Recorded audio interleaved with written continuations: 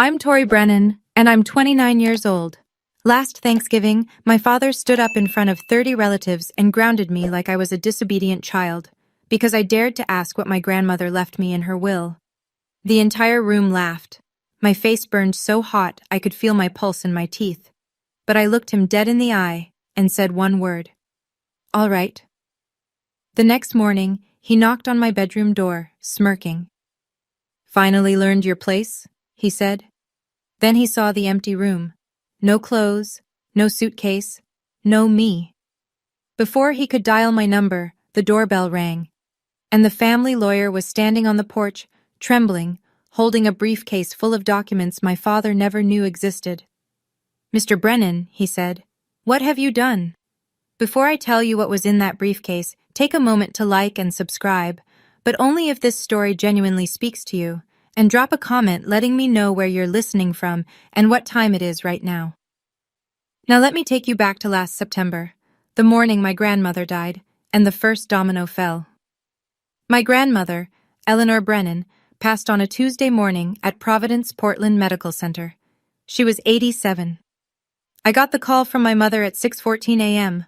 I remember the exact time because I was already awake, sitting at my drafting table in my 480-square-foot studio apartment, sketching a rain garden for a client in Lake Oswego. Mom's voice was thin, like tissue paper held up to light. It's Grandma, Tori. She's gone. I drove the 20 minutes to the hospital in silence. No radio, no podcast, just the sound of Portland rain on the windshield and my own breathing. When I arrived, my father was already in the hallway. Richard Brennan, 63, retired state judge, 6'1", wearing a barber-waxed jacket even at dawn. He wasn't crying. He was on his phone speaking to someone about estate paperwork. I heard the words filing timeline and probate schedule before he noticed me and ended the call without saying goodbye. My brother Garrett was beside him. 33, dark suit even at a hospital, arm looped around Dad's shoulder like a running mate at a campaign stop. They looked like a unit, a wall. I stood at the far end of the corridor, alone, clutching a paper cup of vending machine coffee that I never drank. The last time I'd seen Grandma Eleanor, she was in her wheelchair in the garden of her colonial house on Hawthorne Street, gripping my hand with surprising strength. Tori, she'd said, her voice low so no one else could hear. I've taken care of things. You trust me, okay? I'd nodded, not understanding. Not yet. At the funeral 3 days later, the church was old Portland granite. Tall nave, white lilies everywhere, a mahogany casket polished to a mirror shine. My father gave the eulogy. He spoke for 11 minutes about the Brennan legacy, about tradition, about how my son will carry this family forward. He mentioned Garrett by name 4 times. He mentioned my mother once. He did not mention me at all.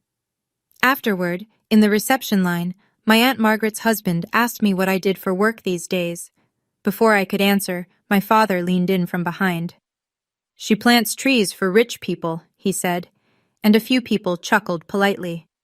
I felt the burn start at my sternum and climb. I was turning to leave when a man I didn't recognize stepped forward. Older, silver-haired, wire-rimmed glasses with thin gold frames. He took my hand gently and shook it. Your grandmother was very proud of you, he said quietly. I'll be in touch.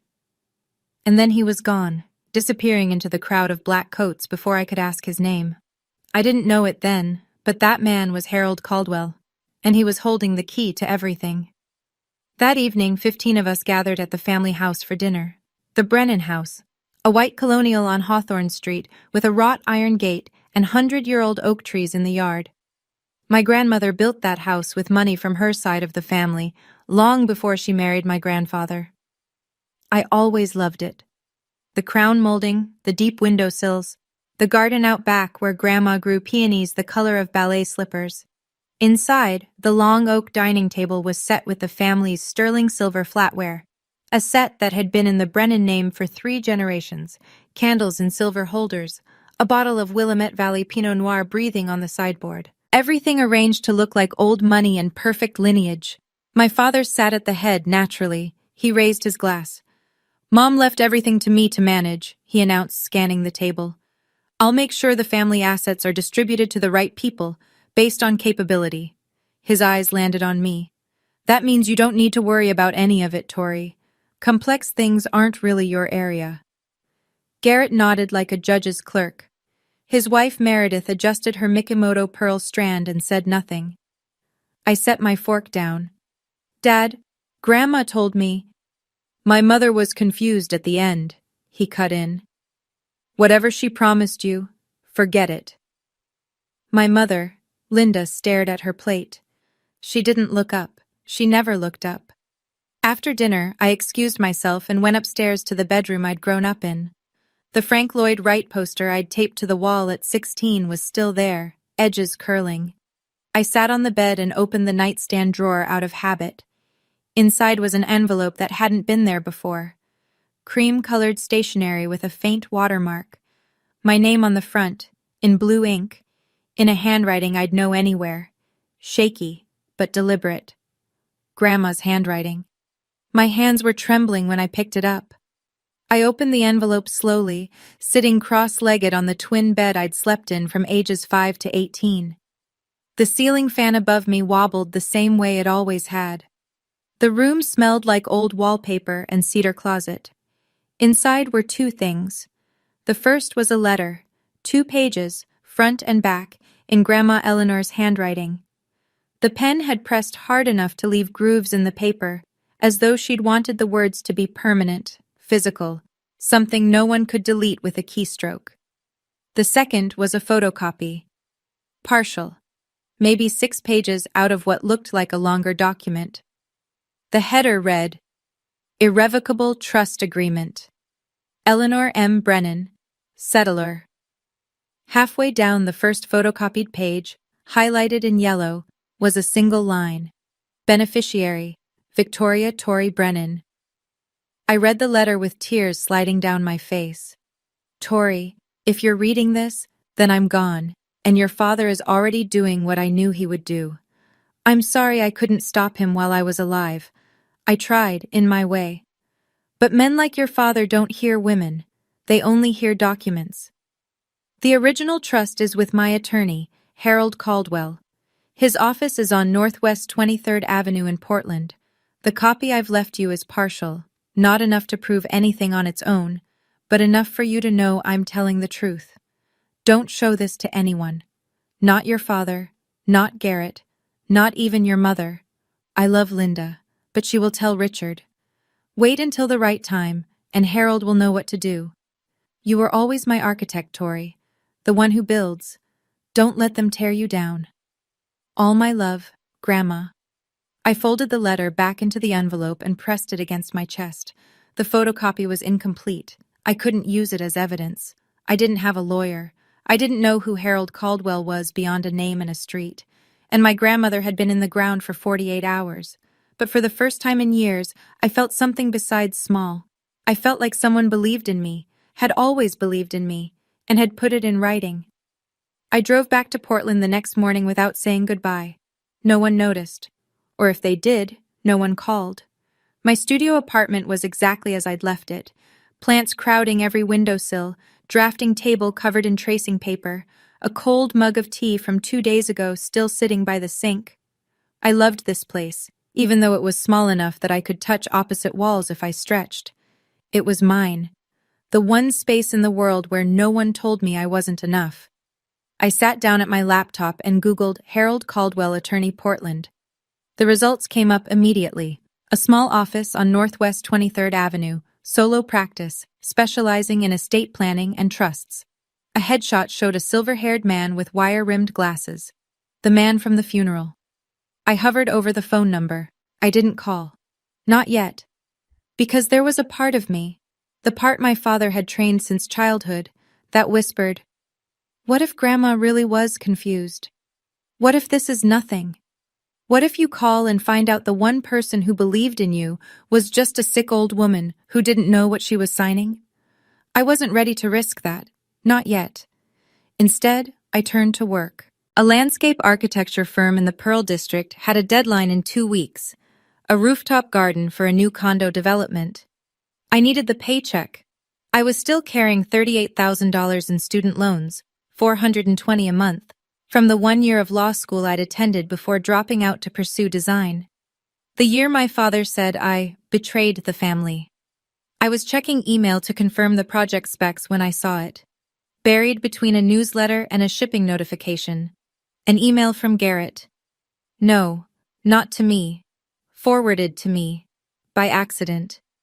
Subject line. R.E. Trust Amendment. Draft Petition. My stomach dropped. I clicked it open, scanned the first lines. Then my phone buzzed with the project deadline reminder, and I had to close the laptop and get to the office. But I'd seen enough to know that whatever my father was planning, it had already started. 3 weeks passed. I threw myself into work. The rooftop garden project consumed 16-hour days, and I let it, because focus was easier than fear. But the email sat in my inbox like a splinter under skin. I hadn't opened it again. I wasn't sure I wanted to. Then my mother called. "Tori, your father wants the whole family together for Thanksgiving." Her voice had that particular thinness it got when she was relaying Richard Brennan's orders and pretending they were invitations. "He says he wants to mend things." I almost laughed. My father had never mended a thing in his life. He broke things and then told you it was your fault for being breakable. "I'll think about it, Mom." "Please, honey, he's trying." I said I'd let her know and hung up. Then I sat at my kitchen table, a second-hand IKEA piece I'd sanded and restained myself, and finally opened Garrett's accidentally forwarded email. It was a chain. 7 messages between my brother and my father spanning 2 weeks. The subject line, Trust Amendment, Draft Petition, was exactly what it sounded like. Garrett had drafted a legal petition to the court requesting a change of beneficiary on Grandma Eleanor's trust. The grounds cited were financial incompetence of the named beneficiary, me. The petition argued that I had a pattern of unstable career decisions, no significant assets, and outstanding educational debt inconsistent with fiduciary responsibility. My brother had written that about me, in legal language, for a court filing. But the line that made my vision blur wasn't the legal jargon. It was the casual message Garrett had typed to my father at the bottom of the chain. "She won't fight it. She never fights anything. That's the beauty of it, Dad." I sat there for a long time. Then I screenshot every message in the chain, uploaded them to my cloud drive, and backed them up on a thumb drive I kept in my sock drawer. I called my mother back. "Tell Dad I'll be there for Thanksgiving." I was going home, but not to mend anything. The next morning, I called Harold Caldwell's office. A receptionist answered. An older woman with a warm, efficient voice. I gave my name. There was a pause. Then she said, "Ms. Brennan, Mr. Caldwell has been expecting your call. Can you come in today?" 2 hours later, I was sitting across from him in a small office on Northwest 23rd Avenue. Bookshelves lined every wall. Leather-bound legal volumes, dog-eared and tabbed. An oriental rug that had seen better decades covered the floor. On his desk, a coffee mug had gone cold. Harold Caldwell was the man from the funeral. Same silver hair, same wire-rimmed glasses with gold frames, same measured calm. He looked like a man who had spent his career choosing his words with surgical precision. "Your grandmother hired me 20 years ago," he said. "I drafted her original will, her living trust, and 8 years ago, after a conversation that troubled her deeply, she asked me to create an irrevocable trust with you as the sole beneficiary." He opened a leather portfolio and slid a document across the desk. The original, thick, cream-colored paper, a notary's red seal from the state of Oregon, signatures at the bottom. $620,000 in an educational trust, managed by U.S. Bank, he said. Irrevocable means your father, as trustee, cannot alter the beneficiary. Any petition to do so requires either your written consent or a court ruling based on evidence of the settler's mental incapacity at the time of signing. He paused. Your grandmother anticipated this. She had her physician, Dr. Margolis, perform a cognitive evaluation the same week she signed. The results are in the file. She was fully competent. I exhaled. It was the first full breath I'd taken in weeks. There's more, Caldwell said. Your father filed a petition 3 weeks ago requesting a change of beneficiary. He listed Garrett. He told the court he was unable to locate you to obtain consent. The old lawyer's jaw tightened. You and I both know that's not true. I showed him the email chain. He read it without expression, then looked up. This is evidence of deliberate breach of fiduciary duty. If you want to fight this, you have everything you need. I want to fight this. He nodded. Then he said, almost as an afterthought, there's one more thing, Tori. Your grandmother also left you the cottage at Cannon Beach. It's included in the trust. I don't think your father knows about it. He never read the full document. I stared at him. The Cannon Beach house. The little cedar cottage where Grandma took me every summer. Where we'd sit on the porch and watch Haystack Rock turn gold at sunset. She'd told me once it was her favorite place in the world. She left it to me. Harold Caldwell looked at me over his glasses. Your grandmother knew exactly what would happen after she was gone, and she spent the last 8 years making sure you'd be protected. He closed the portfolio. The question is, when do you want to use this? Thanksgiving, I said. He's invited the whole family, 30 people. Caldwell studied me for a long moment. Then he gave a single, slow nod. The Wednesday before Thanksgiving, I packed a small bag, one change of clothes, my camel wool coat, the nicest thing I owned, bought secondhand from a consignment shop on Alberta Street, a toothbrush, and a manila folder, thick with notarized copies. The originals stayed with Caldwell. We'd agreed on that. He would hold the master set in his office safe, and I would carry copies, notarized, stamped, admissible as secondary evidence if needed. The originals were for the courtroom. The copies were for the family. I drove south through the autumn hills of Oregon. The leaves had gone full amber and rust along the highway, and the sky was that particular northwest gray that couldn't decide between rain and resignation. The Brennan house appeared through the trees like it always did. White colonial facade, wrought iron gate, the ancient oaks standing guard. From the outside, it looked like a postcard. This is what a good family looks like. That was the whole point. My mother met me at the door.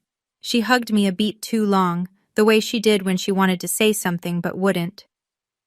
Your father's in the study, she murmured. He's in a mood. I carried my bag upstairs, my old bedroom, the Frank Lloyd Wright poster, the twin bed, the nightstand drawer, now empty. I'd taken the envelope last time.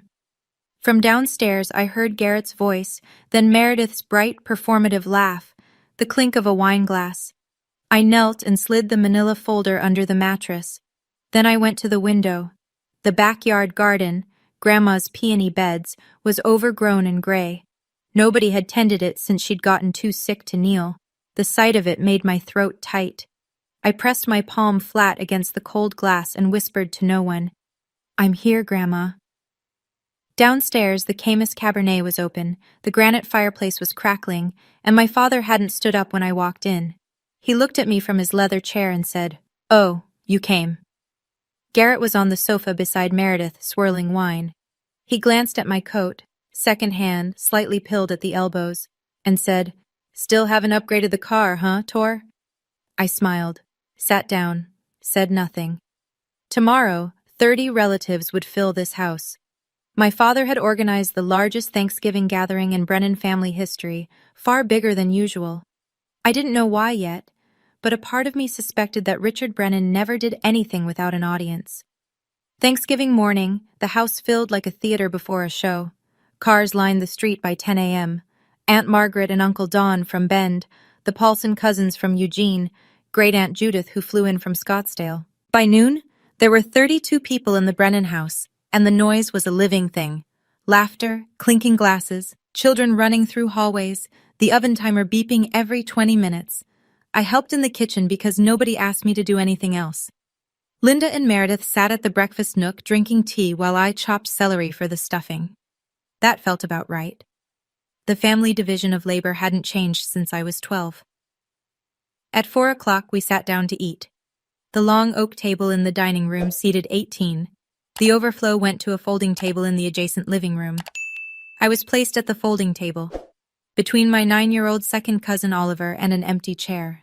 My father stood at the head of the main table, crystal chandelier above him, linen tablecloth, white as a surrender flag, the family's sterling silver gleaming under candlelight.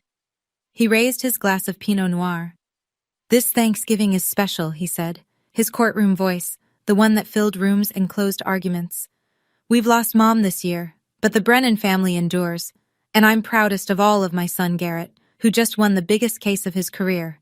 He turned to Garrett. "To you, son." Applause. Garrett accepted it with practiced modesty, a slight nod, a hand on Meredith's shoulder. From the folding table, my Aunt Margaret called out, "What about Tori? Any good news, sweetheart?" I opened my mouth. "Tori is still finding her way," my father said, not looking at me. "She's creative. We'll give her that." A ripple of polite laughter. "But every family needs someone to remind the rest of us not to take a wrong turn. Right, Tori?" The laughter rolled across both tables like a wave, and I sat there absorbing it the way I had since I was a child, spine straight, face neutral, hands in my lap. Oliver, the 9-year-old beside me, looked up and whispered, "Are you okay?" I nodded and handed him a bread roll. After the plates were cleared and the pumpkin pie was half gone and the port wine was flowing, my father stood again. The room quieted. He had the posture of a man about to deliver a verdict. "One more thing," he said. "Tomorrow morning, I'll be making an important family announcement regarding Mom's estate. I expect everyone to be present." He smiled, the smile of a man who has already decided the outcome.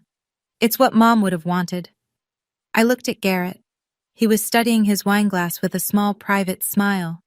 I looked at my mother. She was staring at the tablecloth. I looked at my father. He was looking right at me. And for 1 second, his smile sharpened into something that wasn't a smile at all.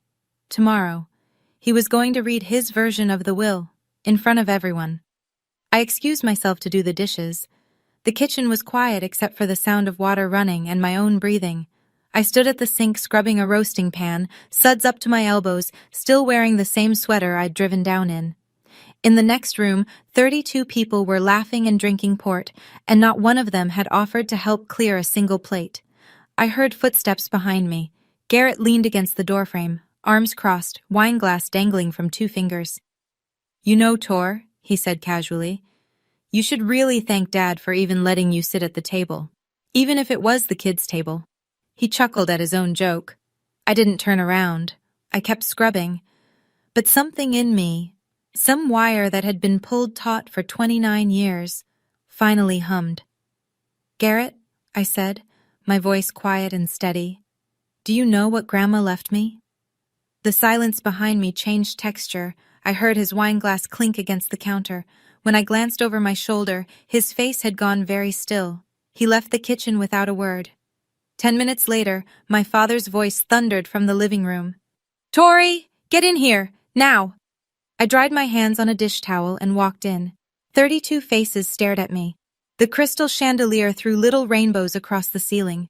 My father stood in the center of the room, port wine in one hand, the other hand pointing at me like I was a defendant. "What did you say to your brother?" His voice was the judicial baritone, the one designed to make people smaller. "You threatened him? With the will? You think you can manipulate this family?" I opened my mouth to respond. He didn't let me. "You're grounded," he said. "You are grounded until you apologize to your brother. Go to your room." The room erupted. Not in protest. In laughter. 32 people, most of them adults, laughing because Richard Brennan had just grounded his 29-year-old daughter like she was a misbehaving child. Aunt Margaret covered her mouth, but her shoulders were shaking. Uncle Don snorted into his port. Even Meredith let out a delicate, performative gasp that was really a giggle. My face burned. The heat climbed from my chest to my neck to my temples in a single wave. I looked for my mother. Linda was sitting in the corner chair, staring at her hands, silent. Nobody said stop. Nobody said that's enough, Richard. Nobody said anything at all except laughter. I looked at my father.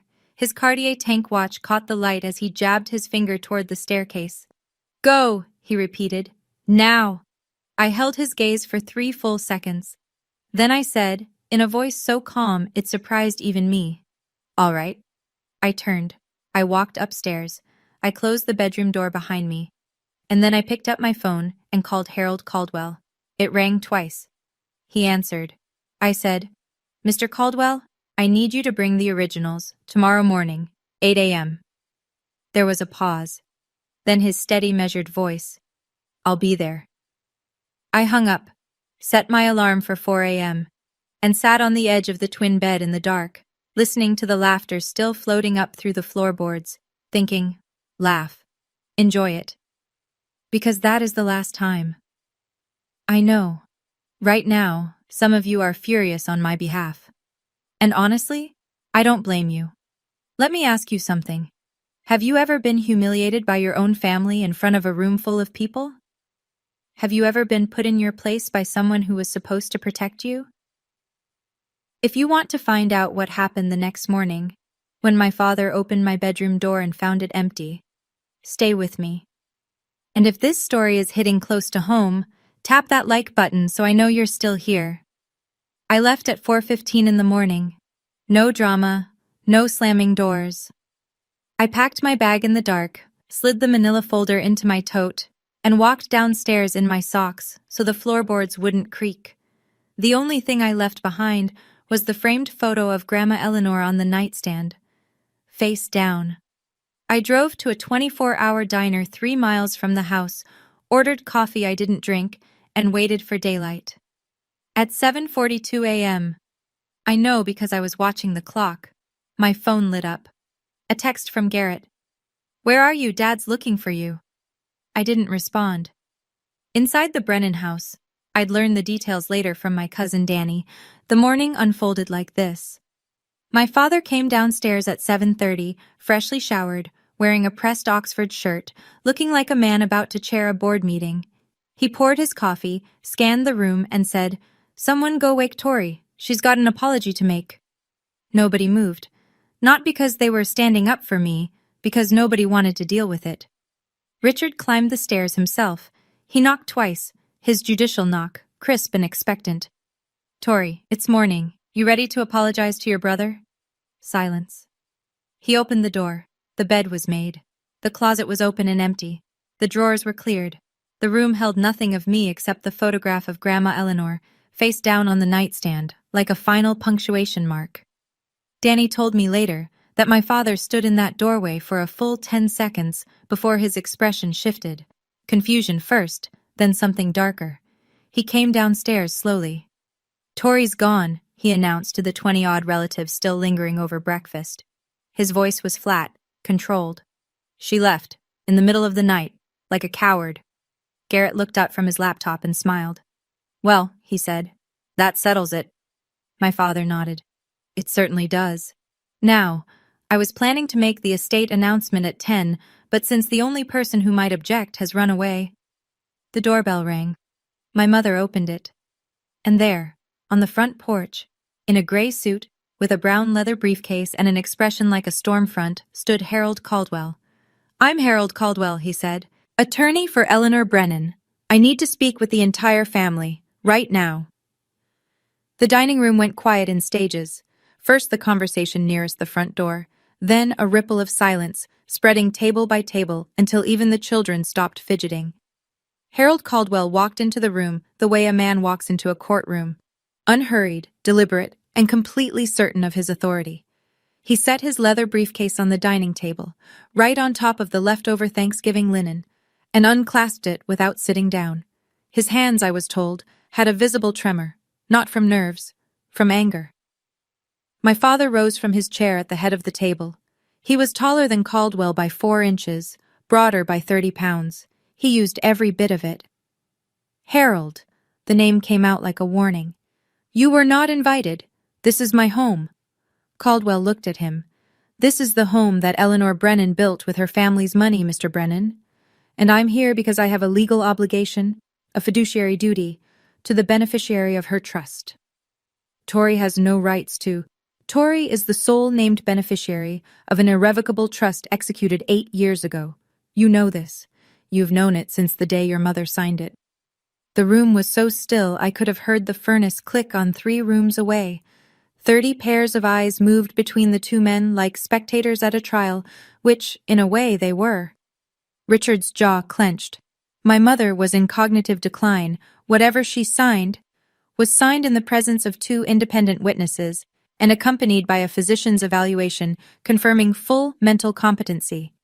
Caldwell opened the briefcase and removed a folder. "I have the documentation here.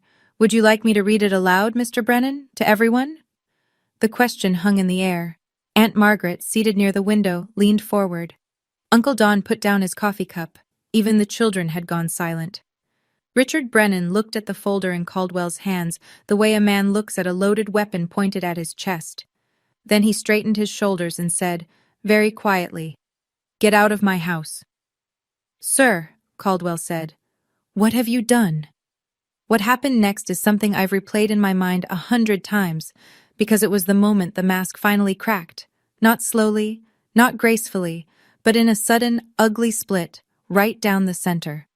My father stepped toward Caldwell. "I said get out. You're trespassing. I'll call the police." "You're welcome to," Caldwell replied, not moving an inch. "And when they arrive, I'll show them the petition you filed with the court 3 weeks ago, the one where you claimed you were unable to locate the beneficiary of your mother's trust." He paused. "The beneficiary whose phone number you have, whose address you have, who was sleeping in this house last night." Richard's face went through a sequence, red, then white, then a kind of mottled gray that I'd never seen on a living person. Around the room, I could see the reaction spreading, Margaret pressing her hand to her mouth, Uncle Don's brow furrowing, cousins exchanging glances. That's when Garrett stood up. My brother, the golden child, the lawyer, the one who always knew the right angle, stepped forward with his hands raised in a calming gesture. "Mr. Caldwell," he said smoothly, "I appreciate your concern, but any documents you're referencing can be contested in the appropriate legal—" "You drafted the petition, didn't you, Mr. Brennan?" Caldwell turned to face him. His voice was quiet, precise, surgical. "You prepared a filing to change the beneficiary of an irrevocable trust on behalf of your father, who is also the trustee. I have the emails." Garrett's composure didn't shatter. It evaporated. One moment he was a confident attorney, the next he was a man whose mouth had gone slack and whose eyes had darted, involuntarily, unmistakably, to his father. "Dad," he said under his breath, "we need to talk. Privately." Richard didn't even look at him. "No, I have nothing to hide." Aunt Margaret stood up from her chair. Her voice, when she spoke, carried the particular authority of a woman who had watched a family lie to itself for decades and had finally had enough. "Richard," she said, "let the man speak." A murmur of agreement rippled through the room. Not loud, not defiant, but present, like the first cracks in a frozen lake before the whole surface gives way. My father looked around the room and saw, perhaps for the first time, that the audience he'd assembled for his own performance was no longer on his side. "This is absurd," he said. But his voice had lost its courtroom resonance. It sounded smaller, thinner, like tissue paper held up to light. My father did what my father has always done when he feels the ground shifting beneath him. He escalated. "Everyone, listen to me." He raised both hands, palms out, the gesture of a man restoring order in a courtroom. "This man," he jabbed a finger at Caldwell, "was hired by my mother years ago when she was already in decline. He's been filling Tori's head with fantasies. This is a family matter, and I will not have an outsider. Richard," Caldwell's voice cut through like a blade, "I served your mother for 20 years. I am not an outsider, and I am here because you violated the terms of a legal instrument that you swore, as trustee, to uphold." "Out!" My father's voice cracked on the word. He pointed at the door. "Get out of this house right now, or I swear to God I will have you arrested for trespassing." Caldwell looked at him for a long moment. Then he closed his briefcase with a deliberate click, tucked it under his arm, and nodded. Not in defeat, but in acknowledgement, like a chess player recognizing the next 3 moves. "I'll leave," he said calmly, "but I'll be back at 2 o'clock this afternoon, for the formal reading of Eleanor Brennan's estate, which you scheduled, Mr. Brennan. It's on your own calendar." He paused at the doorway. "And I won't be coming alone." The front door closed behind him with a soft click. My father turned back to the room. 30 faces, some confused, some uncomfortable. A few, Margaret, Danny, openly skeptical. He smoothed his shirt, adjusted his watch, and reassembled his composure the way a man straightens a painting after an earthquake. "I'm sorry you all had to see that," he said. "Tori hired some bargain basement lawyer to stir up trouble. It's what she does. She runs from responsibility and then causes chaos from a distance." He shook his head with practiced sadness.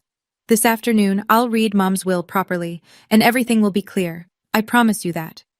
Garrett, who had been standing frozen by the sofa, sat back down and pulled his laptop onto his knees.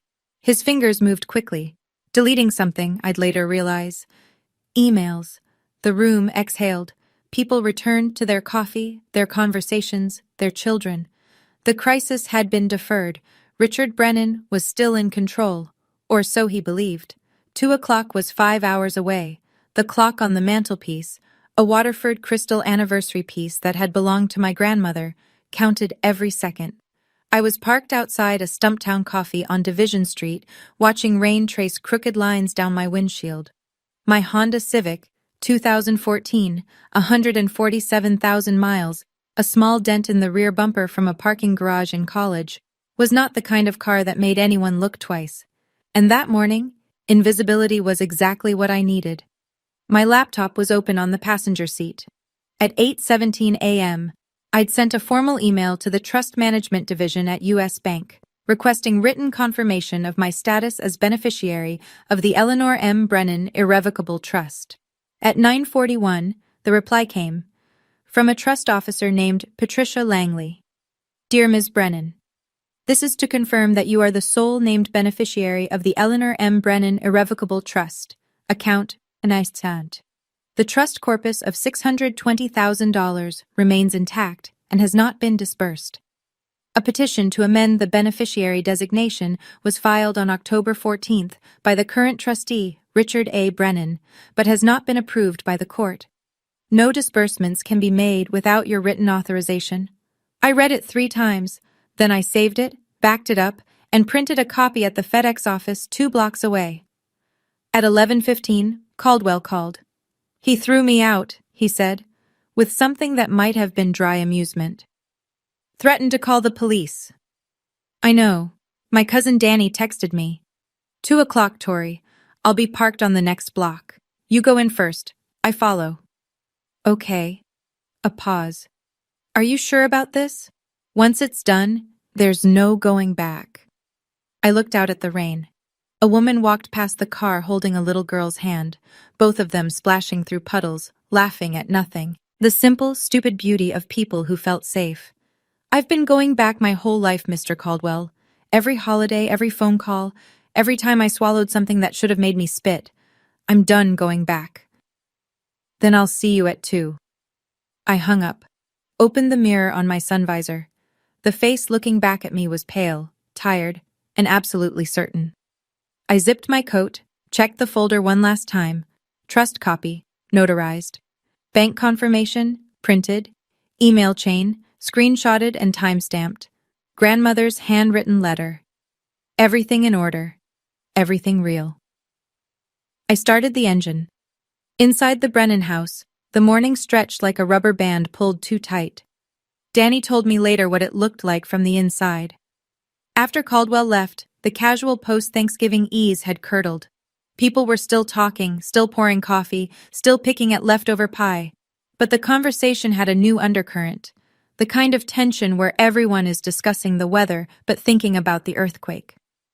Aunt Margaret cornered my mother in the hallway by the guest bathroom. "Linda," she said quietly, "is Richard sure everything is in order? That lawyer this morning didn't look like a man who was bluffing." My mother's eyes were rimmed red. "I don't know, Margaret.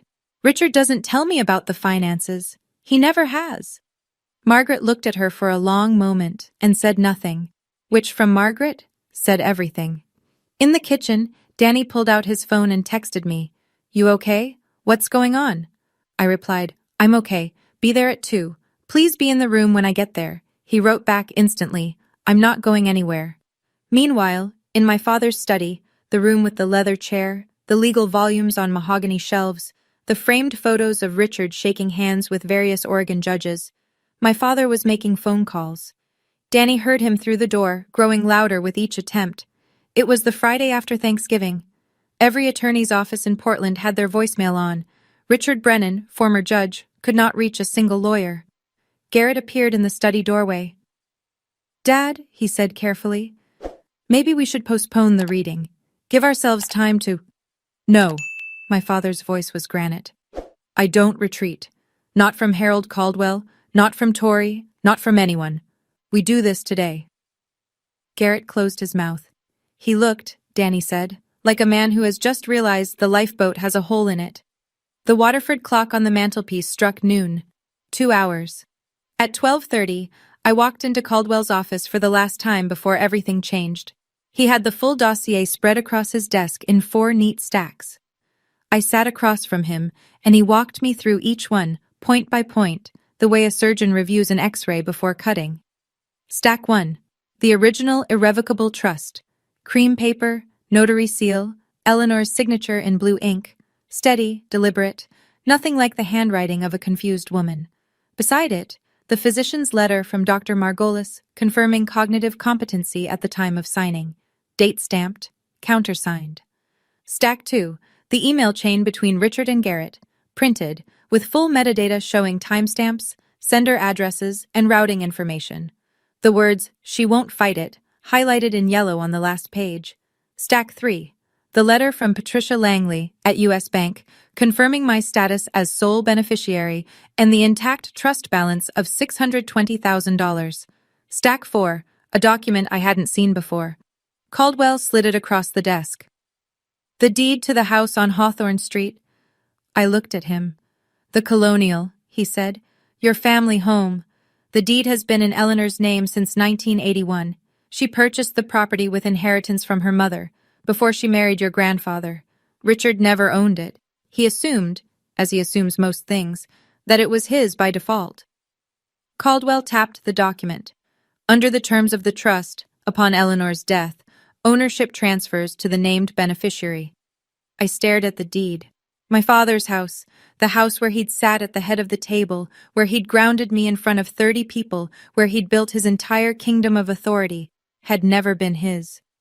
"He doesn't know this," I said. "He never read the full trust document," Caldwell confirmed. "He read the first 3 pages, the ones that named him trustee, and stopped." Of course he did. Richard Brennan had never needed to read the fine print. He was the fine print. He was the final word. Or so he'd always believed. I gathered the 4 stacks into the manila folder. Caldwell placed the originals back in his briefcase. "I go in first," I said. "You come when I signal." "How will I know?" "You'll know." We shook hands. His grip was firm, and his eyes, behind those gold-framed glasses, held something I hadn't seen from any adult in my family since my grandmother died. Trust. At 1:45, I drove down Hawthorne Street for the second time in 24 hours. The rain had stopped. A thin November sun was pushing through the clouds, turning the wet street into a mirror. The oak trees along the block were almost bare now, their branches sketched black against the pale sky like cracks in porcelain. I drove slowly. I wasn't stalling. I was remembering. This was the street where Grandma Eleanor taught me to ride a bike. The sidewalk where she walked me to school the year my parents couldn't be bothered. The front yard where she'd knelt beside me in the dirt and shown me how to transplant a seedling without disturbing its roots. "The secret," she'd said, pressing my small hand into the soil, "is to take the whole root ball. You don't leave any part of yourself behind." My phone buzzed. "Linda." I pulled over and answered. "Tori, where are you?" My mother's voice was strained, pleading. "Your father is furious. Just come home and apologize, and this can all be over. Please." "Mom," I said, "I'm coming home, but not to apologize." A silence, then very small. "What are you going to do?" "The right thing." I hung up. Parked on the block behind the house, next to Caldwell's silver sedan. He was sitting in the driver's seat, briefcase on his lap, reading glasses on. He glanced at me through the windshield and gave a single nod. I got out of the car. Camel coat. Canvas tote with the manila folder inside. My hands were steady. The gate was open. The front door was unlocked. From inside I could hear voices. The murmur of 30 people assembled and waiting for Richard Brennan to tell them how the world was supposed to work. I walked up the porch steps my grandmother had built and pushed the door open. I slipped in through the kitchen entrance and stood in the hallway, just out of sight of the living room. Through the archway, I could see the scene my father had staged. The living room had been rearranged. Chairs pulled from the dining room, the den, even the porch, all facing the fireplace, like pews facing an altar. 30 people, seated and attentive. Richard stood before them in his pressed Oxford, reading glasses perched on his nose, tortoiseshell frames, the ones he used to wear on the bench. In his hand, a single sheet of paper. He held it the way judges hold verdicts, high enough that everyone could see it, low enough that no one could read it. "Thank you all for being here," he said. "As you know, my mother's passing left certain matters to be settled. I've reviewed her wishes carefully, with input from Garrett, and I want to share the distribution plan she intended." He paused for effect. The room was silent. "The family trust will be consolidated under my management. The educational fund, $620,000, will be transferred to Garrett for stewardship of the next generation." He glanced up, as though checking his audience. "As for Tori," a small, merciful smile. "Mom wanted her to have a gesture of goodwill. $5,000. A few sympathetic nods. Meredith placed her hand on Garrett's arm. Garrett lowered his eyes in a performance of humility so polished it could have won an award. "Are there any questions?" my father asked. From the hallway, I took a breath, pulled the manila folder from my tote, and stepped into the room. Behind me, the front door opened quietly. Harold Caldwell walked in. "I want you to picture this for a second. You walk into a room. 30 of your relatives are sitting there. Your father has just told all of them that you're worth $5,000. He's holding a piece of paper like it's a gavel. And you're holding the truth. What would you do? Tell me in the comments. And if you haven't subscribed yet, now's the moment. Because what happened next in that living room is something nobody in my family has ever forgotten." Every head in the room turned. 32 faces, some surprised, some confused, a few genuinely pleased to see me. My cousin Danny, sitting in the back row, gave me a small nod. Aunt Margaret straightened in her chair. My father's expression went through 3 phases in 2 seconds: surprise, annoyance, then a hardening. The courtroom mask snapping back into place. "Well," he said, "the prodigal daughter returns." A few obligatory chuckles from the crowd. "I assumed you'd run off for good this time. Are you here to apologize to your brother?" "No," I said. My voice was level, calm in a way that surprised me, because my heart was slamming against my ribs so hard I was sure people could see it through my coat. "I'm here to hear the will, the real one." I walked past him, past his pointed finger, past his Cartier watch, past the chair where he'd held court for 30 years, and set the manila folder on the table beside the fireplace. Caldwell stepped in behind me. Briefcase, gray suit. The quiet authority of a man who had been doing this for decades. "What is this?" Richard said. The annoyance was curdling into something uglier now. "I told you this morning. Get out of my house." I turned to face the room. Not my father. The room. The people. "I'm sorry to interrupt," I said, "but what my father just read is not my grandmother's will. It's not her trust document. It's a distribution plan he wrote himself." I placed my hand on the folder. "This is the original irrevocable trust that Eleanor Brennan executed 8 years ago. It was filed with her attorney, Mr. Caldwell, and verified by U.S. Bank, the institution managing the trust fund." I opened the folder. My grandmother named one beneficiary, me. Silence. Not the polite, performative silence of a family gathering. The absolute atmospheric silence of a room full of people who have just realized they are witnessing something they cannot undo. My father's face drained of color, not gradually, all at once, like someone had pulled a plug. Aunt Margaret said, clearly and firmly, Let her speak. Caldwell stepped forward. He opened his briefcase on the table beside my manila folder, removed the original trust document, and held it up so the room could see the notary's red seal, the state of Oregon, bright as a stop sign against the cream-colored paper. "This is the irrevocable trust of Eleanor Margaret Brennan," he said. His voice carried the way good lawyers' voices carry, without shouting, without strain. Executed on March 14th, 8 years ago. I was present at the signing, along with 2 independent witnesses, a retired clerk of court named Dorothy Haynes and a CPA named Robert Voss. Both are available to confirm. He began to read. "The settler, Eleanor M. Brennan, hereby establishes this irrevocable trust for the sole benefit of her granddaughter, Victoria Torrey Brennan." He paused and looked at the room over his glasses. "Trust corpus. A sum of $620,000, held and managed by U.S. Bank, Portland, Oregon. Additionally, the real property located at 4714 Hawthorne Street, Portland, Oregon, deed recorded under Multnomah County, originally purchased in 1981, shall transfer to the beneficiary upon the settler's death." A gasp, audible, collective, swept through the room. Uncle Don leaned forward so far his chair creaked. Margaret closed her eyes briefly, then opened them and looked directly at my father. "The house," someone whispered from the back row. "She left her the house?" Caldwell continued. "As trustee, Richard A. Brennan was given administrative authority only. He was expressly prohibited from altering the beneficiary designation, disbursing funds without the beneficiary's written consent, or encumbering the real property in any way." Caldwell lowered the document and looked at my father. "In the past 3 months, Mr. Brennan has filed a petition to change the beneficiary to his son Garrett, claiming he was unable to locate Ms. Brennan.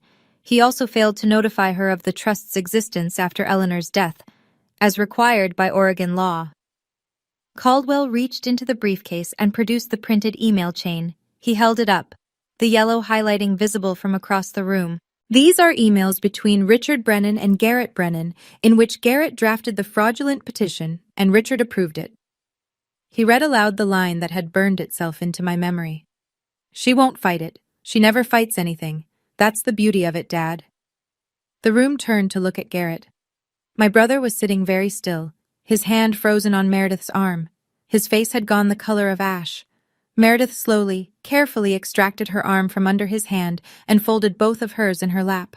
Aunt Margaret shook her head. Uncle Don muttered something under his breath. Danny stood up from his chair in the back row and walked forward to stand beside me, not saying anything, just standing there. Present. My father opened his mouth, closed it, opened it again. "She was confused," he said, but the words came out threadbare, worn through from overuse. "My mother didn't know what she was signing." Caldwell's response was immediate and surgical. "Your mother's physician, Dr. Helen Margolis, conducted a cognitive evaluation the same week as the signing. The results are documented and included in this file." He placed the medical report on the table.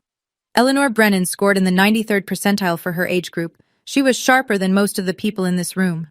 A long beat of silence. Then, from the back, Great Aunt Judith, 81 years old, Eleanor's younger sister, who had said almost nothing for 2 days, spoke. "Eleanor told me about the trust," she said quietly. 8 years ago, she said, "Richard will try to take it, but I've made sure he can't." She knew. She always knew. My father looked at Judith, then at Margaret, then at the room full of faces that were no longer looking at him with respect or deference, or even polite neutrality. They were looking at him the way you look at something you've just discovered was rotten underneath. He had assembled his own audience, and they had just become his jury. My father turned on Garrett. The alliance, the one they'd built over 33 years of shared entitlement, collapsed in a single sentence. "Say something!" Richard's voice broke open, raw and jagged. "You're the lawyer. Contest it. Do something." Garrett didn't move. He sat on the sofa, laptop still on his knees, and spoke in a voice so low that only the front row could hear him clearly. "Dad, irrevocable means irrevocable. You can't contest it. I told you that from the beginning. You told me you'd handle it." My father's hand came down on the back of a dining chair with a crack that made the nearest cousins flinch. His knuckles went white around the wood. "You said she'd never find out." And there it was. In front of 30 witnesses, my father confirmed every detail Harold Caldwell had just presented. Garrett had told him it was risky. Richard had pushed forward anyway. And both of them had agreed, in writing, that I was too passive to fight back. The port wine glass that Richard had been holding, the same one he'd been sipping from when he grounded me the night before, slipped from his other hand and shattered on the hardwood. The dark red pooled on the floor and spread slowly toward the Persian rug, and nobody moved to clean it up. Then something shifted. My father's posture changed. The aggression drained away, and in its place came something I had seen him use 1,000 times before. On my mother, on me, on anyone who cornered him. He softened his voice. He lowered his shoulders. He turned to me with glistening eyes. "Tori, sweetheart." The word, sweetheart, landed like a counterfeit bill on a counter. "I was only trying to protect the family's assets. You're young. You don't have experience with this kind of money. I was doing this because I love you." I looked at him. The man who had called my career a joke, who had seated me at the children's table, who had grounded me at 29 in front of every relative I had, who had told a court that he couldn't find me when I was sleeping in his own house. I let the silence hold for 3 seconds. Then I said, "You didn't do this because you love me, Dad. You did this because you've never believed a daughter deserves the same as a son, and that's not love. That's control." My mother stood up. I hadn't noticed her crying, but her face was wet, and her hands were trembling. She looked at my father, the man she'd been silent beside for 35 years, and said in a voice that shook but did not break, "You owe her an apology, Richard. You've owed her one her entire life."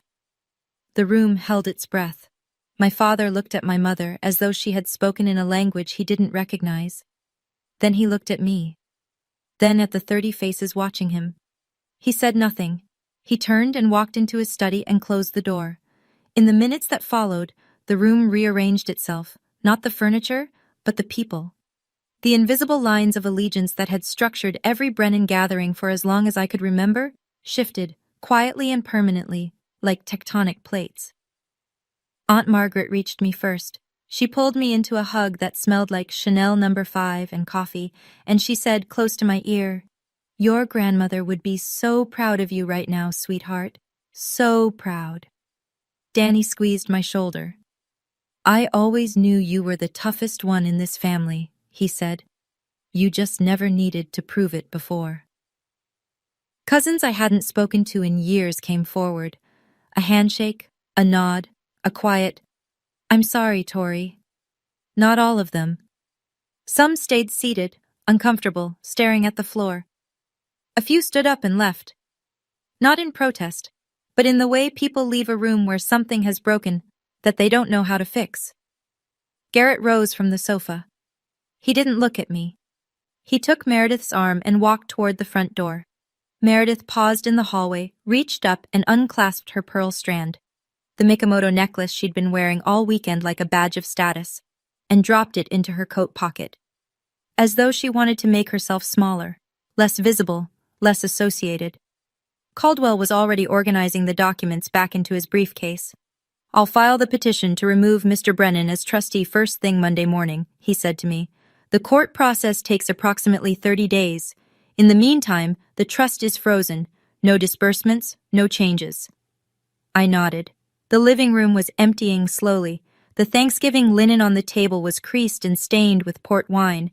The Waterford crystal clock on the mantelpiece read 2:47 p.m. The whole thing had taken 47 minutes. 30 years of silence, answered in 47 minutes. Monday morning, Harold Caldwell filed 3 documents with the Multnomah County Circuit Court. The first was a petition to remove Richard A. Brennan as trustee of the Eleanor M. Brennan Irrevocable Trust, citing breach of fiduciary duty, specifically, failure to notify the beneficiary, misrepresentation to the court regarding the beneficiary's whereabouts, and unauthorized attempt to amend an irrevocable instrument. The second was a formal request to appoint Caldwell as interim trustee until I could designate a permanent replacement. The third was a complaint filed with the Oregon State Bar against Garrett R. Brennan, alleging violation of the rules of professional conduct, specifically drafting a fraudulent petition to benefit an immediate family member while concealing a conflict of interest. Within 2 weeks, the court granted the trustee removal on an interim basis. Richard didn't contest it. His own attorney, a man named Foster from a mid-tier firm in Lake Oswego, whom he'd finally managed to reach the following Monday, advised him bluntly that he had no legal footing. "Irrevocable means irrevocable, Judge Brennan," Foster reportedly said. "And the email evidence is damning. If you fight this, you'll lose, and it'll cost you $60,000 to find that out." The $620,000 educational trust was transferred to an account in my name at U.S. Bank. Patricia Langley, the trust officer, called me personally to confirm. The deed to 4714 Hawthorne Street was updated. My name replaced Eleanor's as owner. The colonial house, the wrought iron gate, the oak dining table, the garden where my grandmother grew peonies, was mine.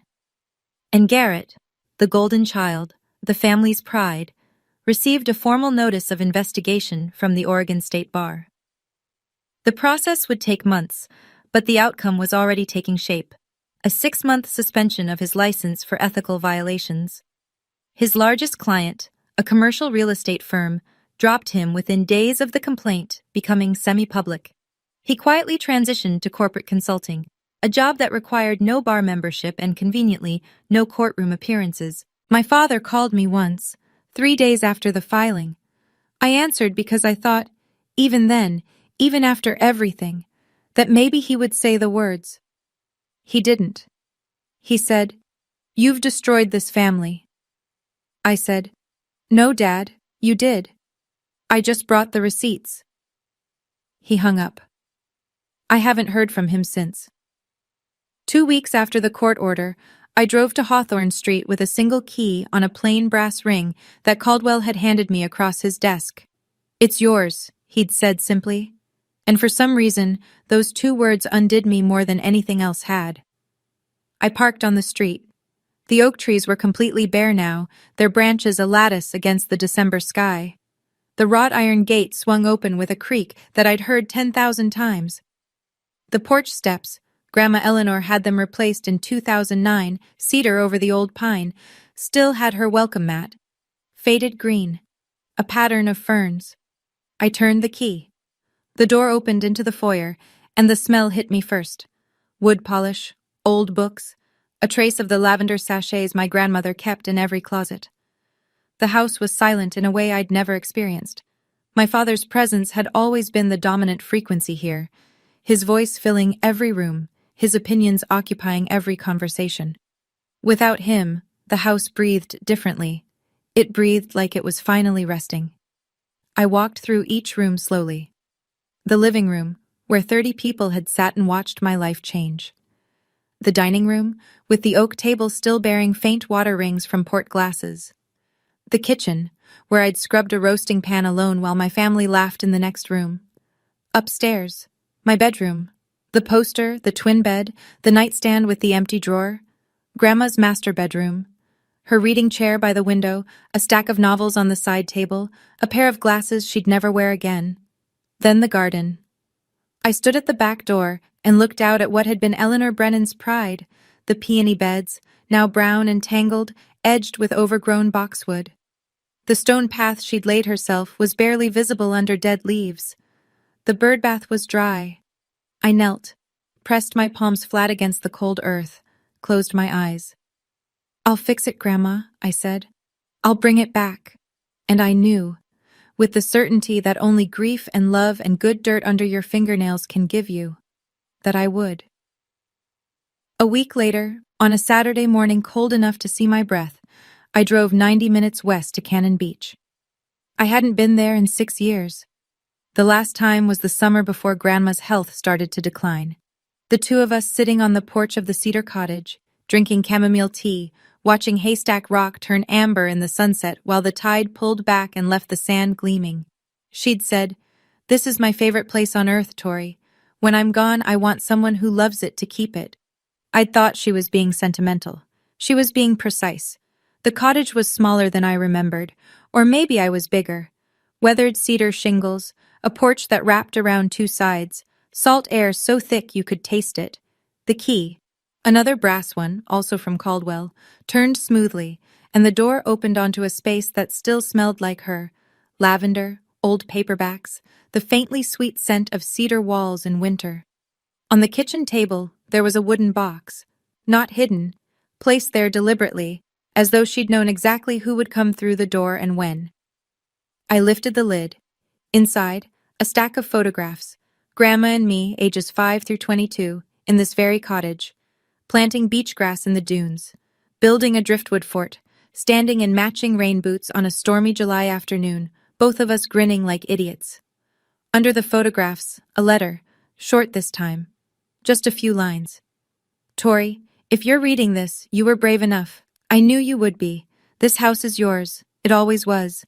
I was just keeping it warm for you. Start over here if you need to, or come when the world is too much. Either way, it's waiting. I am so proud of you. Always. Grandma. I sat on the porch, her porch, my porch, and cried. Not the way I'd cried in the twin bed at Hawthorne Street, stifled and ashamed. This was different. This was the kind of crying that opens something instead of closing it, the kind that leaves you lighter, not emptier. The ocean was gray and vast and completely indifferent to everything that had happened in that living room, and there was a strange comfort in that. The tide didn't care about Richard Brennan's courtroom voice. The waves didn't know what an irrevocable trust was. Haystack Rock had been standing there for 15 million years and would keep standing long after all of us. The Brennans, the grudges, the folding tables were gone. I wiped my face, took a breath of salt air, and for the first time in months, felt something I'd almost forgotten the shape of. Peace. That Sunday night, back in Portland, I sat at the oak dining table in the Hawthorne house, my house, and wrote an email to my family. I wrote it once, read it twice, and sent it without a third draft because I knew if I kept revising, I'd start softening things that needed to stay sharp. To Richard Brennan, Linda Brennan, Garrett Brennan. I don't want to cut anyone out of my life. That was never the point, but I will not return to a relationship where I am belittled, dismissed, or treated as less than. If you want to have a relationship with me, it will be on terms of mutual respect, not hierarchy. The door is open, but it swings both ways now. Tori. My mother called 20 minutes later. She was crying, the real kind, not the anxious kind. I'm so sorry, Tori, she said. I should have stood up for you years ago. I was afraid of him. That's not an excuse. It's just the truth. I know, Mom, I said. I don't blame you, but I need you to start choosing what's right, not what's easy. Can you do that? A long pause. Then, I'm going to try. Garrett replied by text the next morning. 2 words. I understand. I read it, set the phone down, and didn't reply. Understanding was a start, but it wasn't the same as accountability. He'd get there or he wouldn't. That was his work, not mine. My father didn't respond. Not that day, not the next week, not the week after that. The silence was its own kind of answer. Familiar, really. Richard Brennan had been silent on the things that mattered my entire life. At least now I'd stopped waiting for him to speak. 6 months later, spring had come to Portland, and the peonies were coming back. I'd spent the winter on my hands and knees in my grandmother's garden, pruning, clearing, aerating the soil that had gone sour from 2 years of neglect. The roots were deeper than I'd expected. They'd survived the abandonment. They just needed someone to cut away the dead weight and let the light in. I knew the feeling. With the student loan gone, paid in full, $38,412, the most satisfying check I've ever written. I used a portion of the trust to lease a small studio space in the Alberta Arts District, Brennan Landscape Design. My name on the door. My grandmother's name, really. The Brennan name meant something different to me now. The Hawthorne house had become both home and office. I converted the downstairs study, Richard's old throne room, the one with the mahogany bookshelves and the leather chair, into a design studio. I replaced his legal volumes with plant identification guides and stacked the shelves with soil samples and seed catalogs. It felt right. It felt like rewriting. Danny came by on weekends to help with the garden. Aunt Margaret called every Sunday morning, sharp at 9. Just checking in, she'd say, and then we'd talk for an hour. Linda came to visit for the first time on a Thursday afternoon in April, the first time she'd entered the house without Richard beside her. We didn't say much. We planted tulip bulbs along the front walk, side by side, and that was enough. Richard rented an apartment across town. I heard through Margaret that he told his friends I'd stolen the house, that my grandmother had been manipulated, that the whole thing was Caldwell's fault. The story changed depending on the audience, but it always had the same ending. Richard Brennan was the victim. Some things, I suppose, are truly irrevocable. Garrett's suspension from the Oregon State Bar lasted 6 months. He'd moved to corporate consulting. Something with logistics, Margaret said. He and Meredith had quietly separated, though I didn't know the details and didn't ask. He hadn't contacted me since the I understand text. I left the door open, the way I said I would. I just wasn't going to stand in the doorway waiting. I'm telling you this story from the porch of the Cannon Beach cottage. It's a Saturday. The tide is out. Haystack Rock is doing what it always does, standing there, solid and ancient, and unbothered by anything as temporary as a family argument. I come here on weekends when I need to remember what quiet sounds like. The cottage is exactly as Grandma left it, except I've added a small herb garden by the front steps. Rosemary, thyme, lavender, the kind of plants that get stronger the more wind they take. I'm not telling this story to teach anyone a lesson. I don't believe in that. Every family is its own country, with its own laws and its own wars, and the people inside it are the only ones who know the real map. I can't tell you what to do with your father, your mother, your brother, your inheritance. I can only tell you what I did. Here's what I know now. Silence isn't agreement.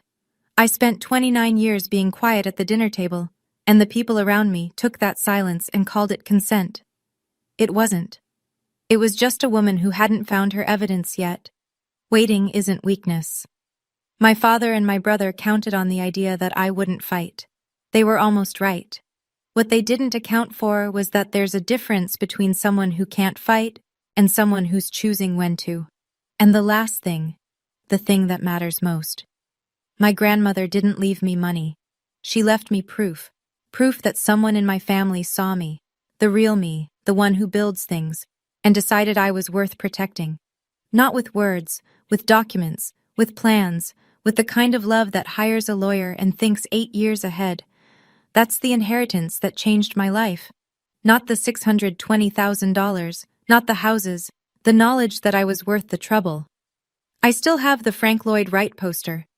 It's on the wall of my studio now, behind my drafting table, edges still curling. I look at it every morning and think about the girl who taped it up at 16, who wanted to build beautiful things and was told that wasn't enough. She was enough. She was always enough. She just needed the paperwork to prove it. Early morning, the hawthorn garden.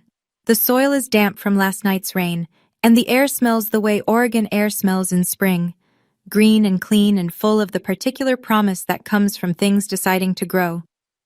I'm on my knees in the dirt, planting peonies. The same variety my grandmother grew. Sarah Bernhardt, she always said, because she was dramatic, she was pink, and she lasted longer than anyone expected. Grandma had a sense of humor about everything, even flowers. The roots go in, the soil goes over.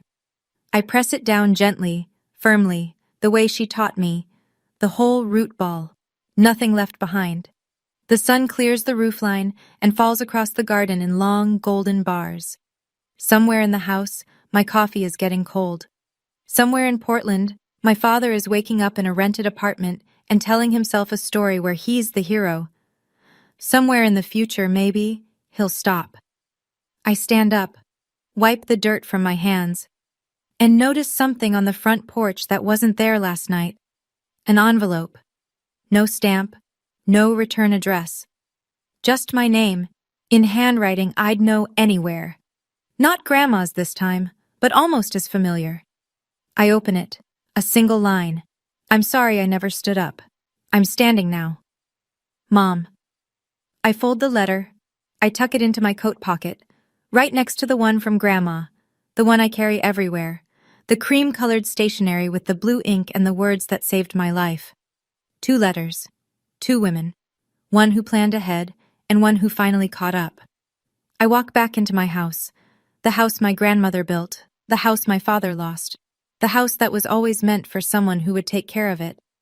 I close the door, and for the first time in 29 years, it feels like coming home.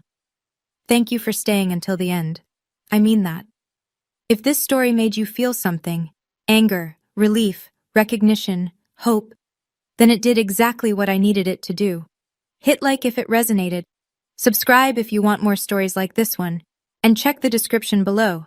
There's another story waiting for you there, and I think you might need to hear it too. I'm Tori Brennan, and that was the last time I ever sat at the kids' table.